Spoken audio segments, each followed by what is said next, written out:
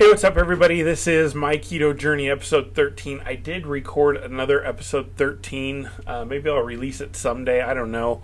It just wasn't very good, and it's been a while since I've talked to you guys, and I'm trying to get back on the accountability bandwagon, but I am so freaking fired up this morning that I just had to get this recorded, and it's about 7:30 right now. I'm in my office. I just got done at the gym. I know that's a word you haven't heard come out of my mouth in I don't know how many years, but I am halfway through my Ketogains Bootcamp, and I am doing the Ketogains Novice Bootcamp. I think I mentioned that on my last My Keto Journey on episode 12 that I was going to do that, and to be honest, it was a little daunting at first. So I'm just going to kind of give a little mini review of that right now. And to be honest, I'm getting ready to sign up for round 2 because I'm fired up. So let's see. So to start the boot camp, you have to obviously weigh in. So you need to record a beginning weight. My beginning weight was like 352 point something. I had just gotten back from some trip somewhere. I can't even remember now. You have to do some basic measurements, so kind of around your gut, around your waist, some other measurements. And the most embarrassing part for me was actually having to take the front, side, and back photos. So you send all of that in. There's an intake form basically that you fill out. Talks about, kind of what your lifestyle is, what you do, whether or not you have access to a gym, that sort of thing. And then there is somebody at Ketogains that takes all of that, puts it together, figures out what your macros should be each day. So how much protein should you have, how many carbohydrates, and how much fat should you have. So they give you all of that, and then they tell you on days that you lift. So yes, part of working out is actually lifting some weights.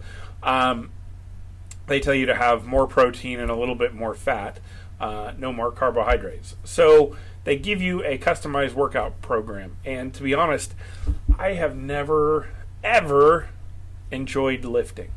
Going into the weight room was always intimidating to me. I was a swimmer and a water polo player in high school, and that really wasn't part of our regimen. It was 5 hours a day in the pool, and that was pretty much it. So even when I was working at the Y, most of my time was spent when I was working out either in the racquetball or squash court, in the pool, out in the gym playing pickleball, or maybe on the Stairmaster, maybe a treadmill, something like that. But maybe doing a step class. Anybody remember step class? Debbie Schneider, if you're watching this, your step class rocked. So anyway, that was kind of what I was used to, and even then, being around guys that lifted weights all day, I still was intimidated to get into the weight room. So a lot of that intimidation crept through this go-round, and I will tell you right now, I freaking love lifting right now.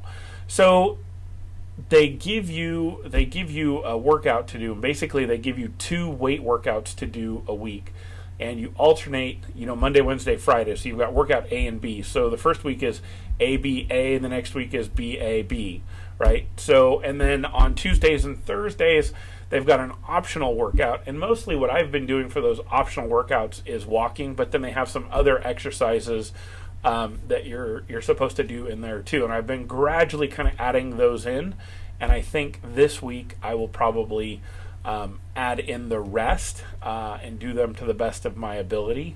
My goal by the end of this 6-week boot camp, we're in week 4 right now, so we've got 3 weeks left, is to nail all 5 days of workouts and pretty close to nail my eating. So my macros have been pretty, well, I'll just say that I'm having a hard time getting in as much protein as they want me to eat. So This morning, actually, I was the first morning that I actually got my pre-workout protein shake in, and my pre-workout drink, which has a lot of caffeine, which is why I'm talking so damn fast right now. And I had some vitamin D3 and some MCT oil in my protein shake. So I have to tell you, I don't know if it's just that I've been doing this for 3 weeks, or that all that stuff that I had this morning that's got me all fired up. But today felt probably the best that it's felt the entire 3 weeks, and I actually increased weight on a couple of my lifts this morning. So this morning I did probably about 40 minutes in the weight room and about 20 minutes on the track. And one of my goals this month was to close all 3 rings on my Apple Watch every day in the month of March. And so I'm going to hold this up here. I don't know how well it will come through on the thing, but you can see, other than today, which all I have left are my stand ring, which means I've got to be active for about a minute or two for 12 hours of the day. I've completed that goal so far.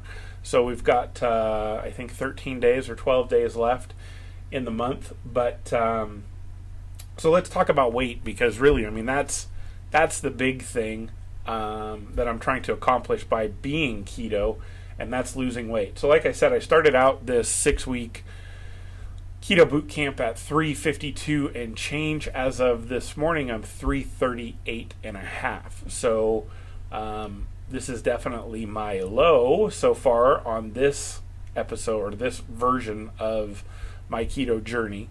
And I feel a whole lot stronger, even though it's only been 3 weeks of lifting. Terry and I did my measurements last night, and I'm down an inch or two in most spots. The jeans that I have right now, they're a size 42-30. That's embarrassing to say too.